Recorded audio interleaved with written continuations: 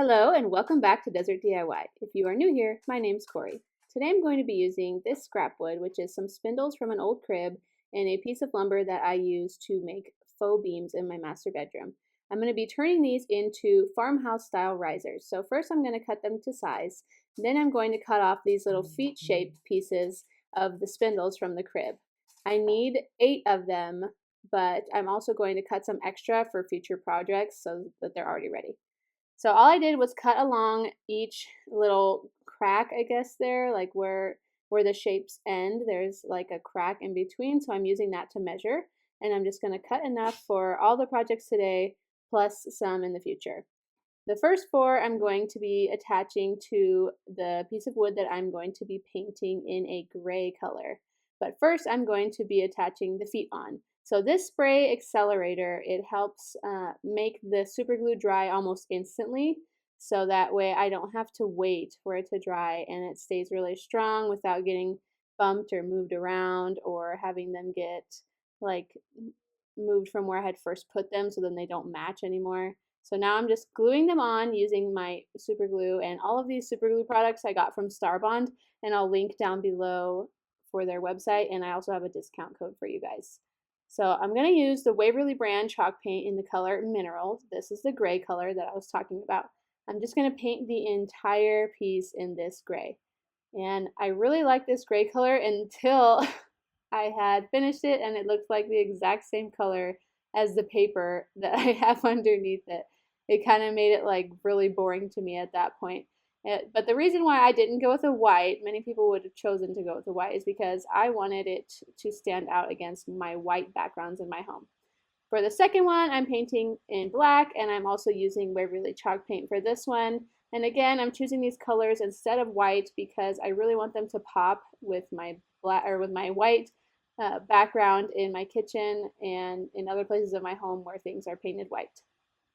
Next, I'm going to distress these pieces using some scrap sandpaper that I have left over from a project that I'm also working on these past few days, which will be coming out on my channel maybe in the next week or so. I got the most beautiful antique built-in, like a dining room hutch built-in, for free from somebody. I got it off of the Facebook Marketplace. They had it listed for free, and I got to get it. I was the first one to say I wanted it. Actually, no, somebody wanted it before me, and then they never showed up. So I got lucky and was the one who got to pick it up. But now I'm going to go over with a wet rag and wet distress this piece, as well as taking all of the sanding dust off of there. So the Waverly chalk paint is not at all sealed, so you can wet distress it, which means to use a wet cloth or sponge to wipe off some of the paint, and it makes it look like it's distressed. Now I'm going to use a different part of the cloth to do the same exact technique on the gray one, just to show more of the wood. I want these to look nice and rustic. The way that I built them, they're not perfect, so in order to make it not look out of place, you make it look more rustic in its paint finish as well. To seal the piece, I'm going to be using some clear wax. I always use this clear wax, and I have it linked below in my Amazon store, so if you want to pick up some, I'll have it there for you. But this big can has lasted me for, I can't even tell you how many projects I've done and used this to seal them. If you've been watching my channel, you've probably seen me use it a billion times by now. And so if you are not somebody who has a YouTube channel or is constantly refinishing furniture, you could easily get a much smaller can of this wax, and it will still last you through plenty of projects. So now I'm just going to take the dry part of the rag and wipe off the excess clear wax, because I am going to do a more rustic faux finish on this using dark wax over my clear wax. The reason why I don't just go straight on there with dark wax is because then it will practically paint it brown. You need to use clear wax before using dark wax. I learned this from just experience. I did it without clear wax once on a piece of furniture, and I absolutely hated how it looked. It just looked dirty, like it hadn't been washed in 20 years. So you need to do the clear wax first in order to be able to control exactly how much dark wax goes on there. It helps it blend a lot easier too, so you don't get a really streaky finish. It looks like it's just more blended together.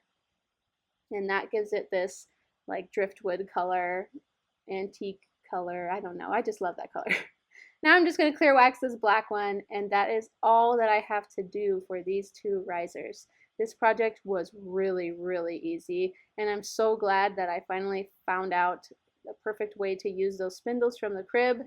I'm sure there will be more projects with those in the future because I have a bazillion of them. But here is how they turned out.